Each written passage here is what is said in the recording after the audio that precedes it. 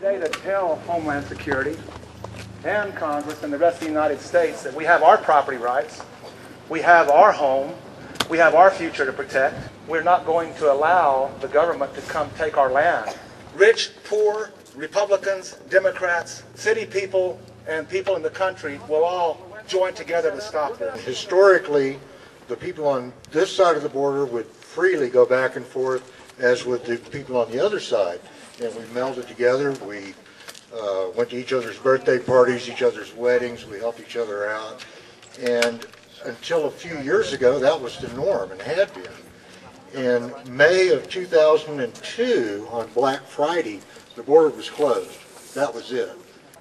Carpetbagger. Carpetbagger is a derogatory term that comes from the Reconstruction era of Civil War. Carpetbaggers were people that came down from the north into the south, set up egregious rules that the locals had no control over, and then took all the money they could, stuffed it in their bags, and took it back up north. We have carpetbaggers again. They've come down. This time they've brought shovels with them so they can shovel that money into the bags. The only way that we're really going to be able to fight this is to cut off the money, cut off the funding, because that's what this is all about, is the money. Not only is it stupid to build a wall around access to water in the desert, it's immoral. I grew up here, and never in my life did I feel a division between what is Mexican, what is Latin, what is Anglo, that we are one and they are our brothers, and I hope they know that, and I believe in this fight. Thank you. Building a wall creates a community of violence, and we don't want that here. We're not violent. We believe that the Mexicans are our brothers and sisters. We don't want to be divided. We're free, we speak, we believe, and we don't need walls to separate us. What our fear-mongering government sees when they look south across the Rio Grande are enemies of the state, potential terrorists, illegal immigrants, drug smugglers, people like that.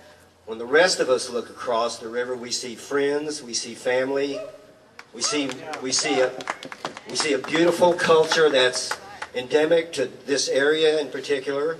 A couple days ago or last week, Chertoff told a reporter that we border residents should grow up. I think he should grow up and give us a cogent policy, but not some archaic thing like a wall. People should not be afraid just because it's the federal government to think that they have to take it. They're not going to go to jail for defending their rights. They're not going to have to pay money for defending their rights. The United States was the government that pushed more for the tearing down of the Berlin Wall, and now they want to build a wall here in our backyard, right here between Mexico and the U.S. We don't want no damn wall. We need money for education, money for jobs, money for health care, money for housing. We need money for that, not for a wall, you know. It's an anti-Mexico, anti-Latin America, because it's a racist wall. I'm a landowner. Got a ranch in there, and I got cattle, and I am concerned about this wall they talking about putting up. It's going to affect my operations, the management, and it's going to affect all the wildlife in this area throughout the border from Brownsville to California. We need to get together and work together to stop these people from telling us how to manage our resources. Today we're going to have an open house. You get to see where the wall goes. But it's not a public hearing. They don't want public hearings. What you might get to do, if you want to, is go in there and give a personal testimony, public comment, individual comment, but that's all you'll get to do. This is not democracy. It's already preconceived where they're going to build the wall. Frankly, I don't want to have to leave an iron curtain that I grew up hearing that was a symbol of everything we hated to be built here on American soil in Texas. I don't want to leave it. I don't want to leave it to my children and my grandchildren to have to tear it down. We need to tear it down before it's built. I watched the world rejoice when that wall came down in Berlin, and now they want to put it up here. It's wrong. We must object, and we must object loudly, strongly, and with everything, every conviction we have. I saw the wall come down in Berlin. I saw it with my eyes. And now they want me to watch a wall go up on my land, my border. I will not watch that. Anyone who reads history and hasn't played too much football knows that walls don't work. They're simply ineffective. All it's going to do is change the direction of where things go. Whether it's dirt or people or water or ammunition, it's just going to move. It's not going to solve any problems. Thousands of years ago, it was Indians that were living out here. 500 years ago, it was the Spaniards who came through here. 150 years ago, it was whites coming from the east part of Texas going to Chihuahua.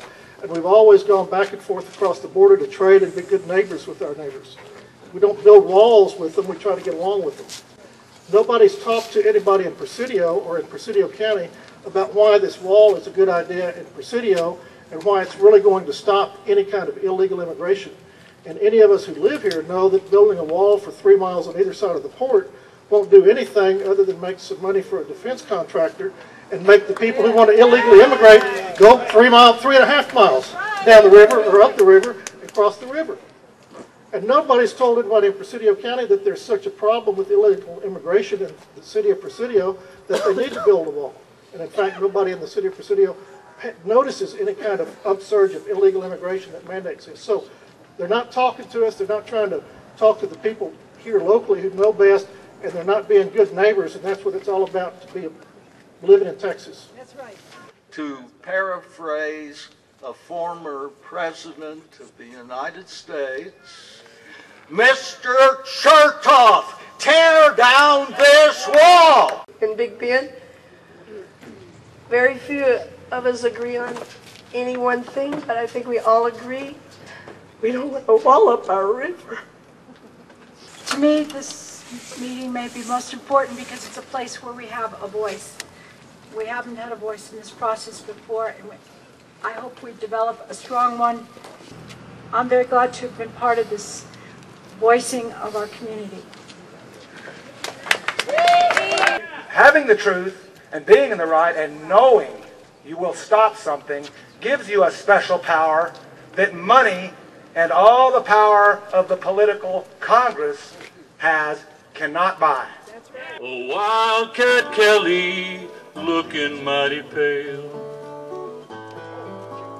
was standing by old Chertoff's side.